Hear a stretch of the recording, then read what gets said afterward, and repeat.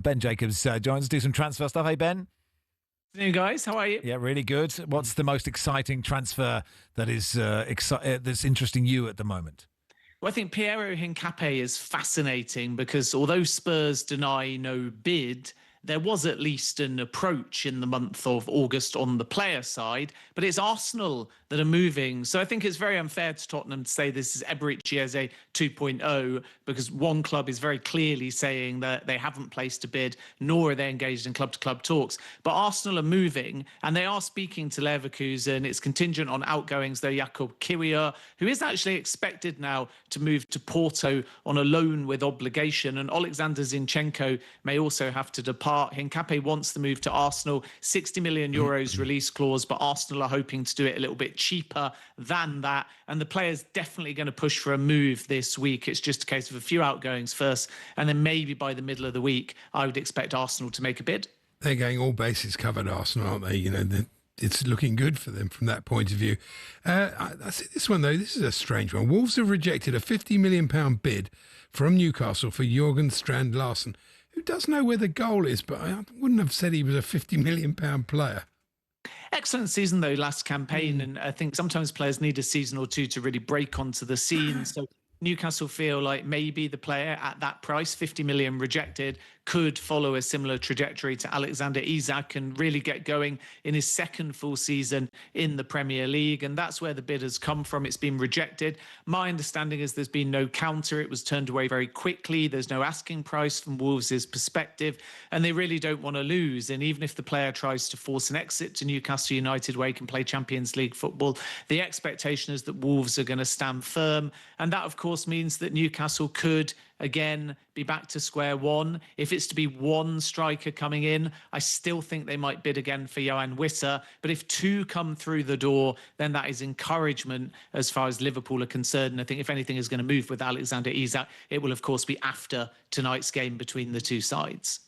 What about pocket rocket Gianluigi Donnarumma to Manchester City? How do we see that panning out?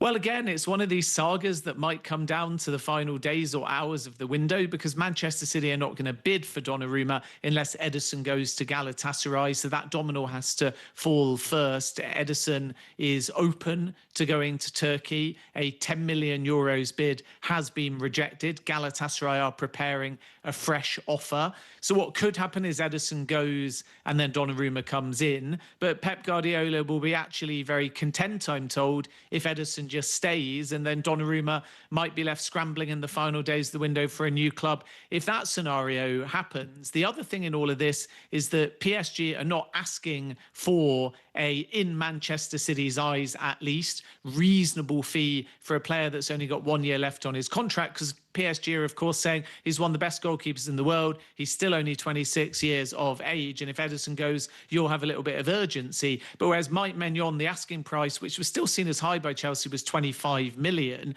And Emi Martinez, Aston Villa, 35 million as a minimum. PSG are saying we want more than 40 million pounds. So it won't only be about Ederson leaving. The price will have to drop as well. But I do suspect if Ederson goes, that Manchester City will pay a little bit more than they're indicating at the moment, and PSG might meet them halfway. They are funny, these clubs. We don't want you, but you're worth 40 million. So how does it work? I've seen that Axel Disasi, after a brilliant career at Chelsea, could be on his way to Bournemouth.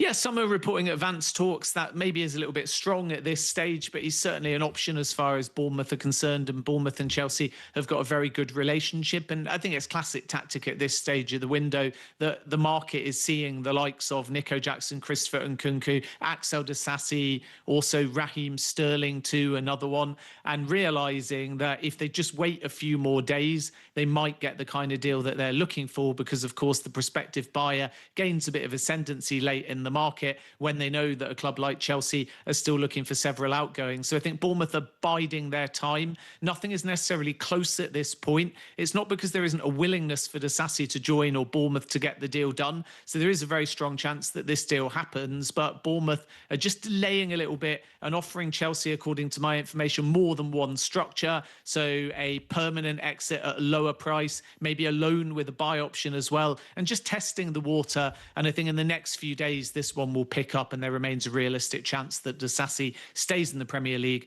and does end up joining Bournemouth. Now Spurs are good. Will they get Savinho and El Khanous? I think it's still up in the air, to be perfectly honest with you. Manchester City's stance haven't changed. Savinho is being blocked at board level. Tottenham are prepared to try again to the tune of in excess of £60 million or above €70 million, whatever currency you want to follow. Believe it or not, Premier League clubs very often do Euros transactions, even when it's an English deal. And what we're sort of seeing here is Manchester City say to Tottenham, unless you're going to go to about £70 million, there's probably not a conversation to be had. And even if they do go that high, it still might continue to be blocked at board level. And it's looking increasingly likely as well that Rodrigo might stay at Real Madrid, which means Manchester City also might not have a ready-made replacement on that left-hand side. So that one is difficult, but not impossible. Tottenham haven't given up. Bilal Al-Khalous might be a possibility. We know that Crystal Palace have looked at him as well. Nico Paz is another player that Tottenham like, but Como think that the player is going to stay for at least another year. So it's been a pretty frustrating end of window, actually, since they lost out on Gibbs White and onwards, and then Eze, and then now. But I think from Tottenham's point of view, they want to get in one defender, and if they can, two attackers, a number 10 and a left winger between now and the end of the window. So they're going to be busy. You mentioned Jackson and Nkunku. Villa are very interested, but I don't think Chelsea will be blackmailed into sort of low balling, these prices, because if they have to stay, all right, they won't get Simons and Garnacho, but it wouldn't be the end of the world, I don't think, for the manager. Well, as long as they're okay with their so-called A-list squad for Champions League purposes. So part of the Chelsea settlement with UEFA requires them to have a net positive balance for A-list players. And if they can't, then as they head into the Champions League, they'll only be able to register players that were A-list in their UEFA Conference League squad last season. And the feeling is that Chelsea are fine with PSR, but to satisfy UEFA, they need an outgoing or two. You have two separate points here. One is one outgoing might be enough. Chelsea may even argue they're okay now for UEFA purposes, but obviously factored into that balance will be if they then add Garnacho and Xavi Simons, which is more money spent. So then they'll also have to think about probably more than one outgoing. And this is where it gets a little bit complicated. So my understanding with Nico Jackson is you've got Aston Villa, but their preference is to do a loan with a buy option or a conditional obligation. In other words, it starts as an option and then only under certain circumstances you obligated to buy. You've got Newcastle, possibly Milan, Bayern, and if, and it's a big if, Rasmus Højlund doesn't go to Napoli, maybe Napoli as well, but at the moment their focus is on Rasmus Højlund. Chelsea value Jackson at 80 million. Suitors want it a little bit cheaper. Let's again see if there's some middle ground in the final days of the window. But my expectation is Jackson will go and Nkunku will go. Garnacho will definitely come in, and then talks are ongoing still for Xavi Simons as well. Finally, a couple of England centre midfielders, Kobe Mainoo and Conor Gallagher. Where could they end up?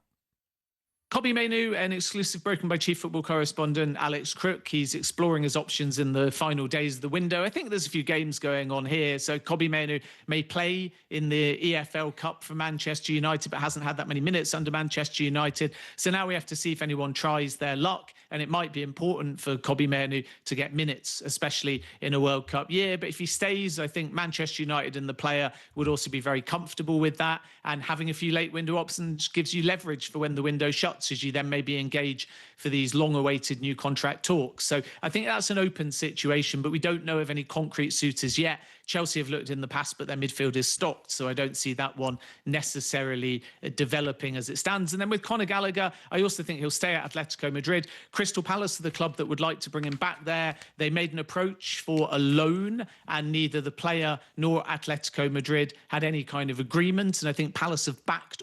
An exciting day. You on deadline? Is it this time next week? I think it is. Yeah, okay. Well, I'll be glued to my radio. This is Rushden and Jacobs on talkSPORT in partnership with Toolstation, the Summer Shop. Toolstation, award-winning Hawksmoor lawnmower range in store, on app and online. Next stop, Toolstation.